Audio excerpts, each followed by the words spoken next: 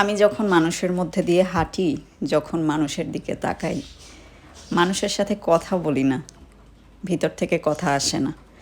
কারণ ওই মানুষটার দিকে যখন তাকাই আমি দেখতে পাই এক একটা পশু। আমি যখন রাস্তা দিয়ে হাঁটি, আমি কুকুর বিড়ালের কথা চিন্তা করতে করতে হাঁটি।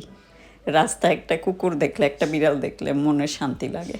আমার পাশ দিয়ে যখন মানুষ যায়, আমাকে দেখে হাসে, অনেক সময় অনেকে ক্রিঞ্জ কমেন্টও করে, হে দেখো কি পড়ছে। আমার খুব অবাক লাগে তখন। ঠিক ওই মুহূর্তে আমি কি ভাবছিলাম আর পাশের মানুষটা কি ভাবছে। পৃথিবী আছে, মানুষ আছে, প্রাণী আছে, সবাই আছে, কিন্তু নেই শুধু মানবিকতা। সবার ভিতরে পশু বাস করে, পাশবিক আচরণ বাস করে। সব সময় চিন্তায় থাকি কার কখন ক্ষতি করব, কাকে কোন কটু কথাটা বলবো, কার সাথে ঝগড়া লাগাবো।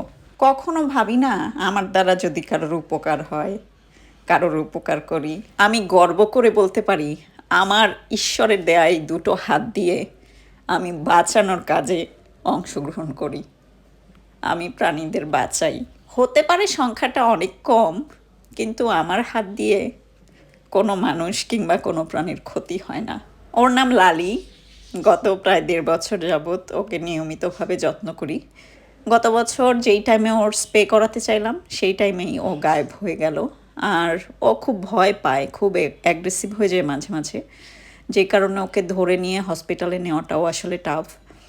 গত বছর আমরা একটা টিম খুঁজছিলাম যাকে দিয়ে হয়তো ওর স্প্রেটা করাতে পারি, কিন্তু সেই মোমেন্টে ও গায়েব হয়ে যায়।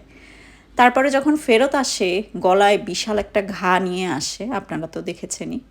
সেই ঘাটা সুস্থ করতে না করতেই বাচ্চার জন্ম দেয়। আর ওর বাচ্চা এবং ওকে নিয়ে আমার যুদ্ধ শুরু হয়ে যায়। কেউ যদি বাচ্চাদেরও নিতে চান জানাবেন, কারণ এই অবস্থায় আসলে বেঁচে থাকাটা ওদের জন্য অনেক বেশি চ্যালেঞ্জিং। আমি আশা করি আপনাদের সাহায্য অন্তত পাবো।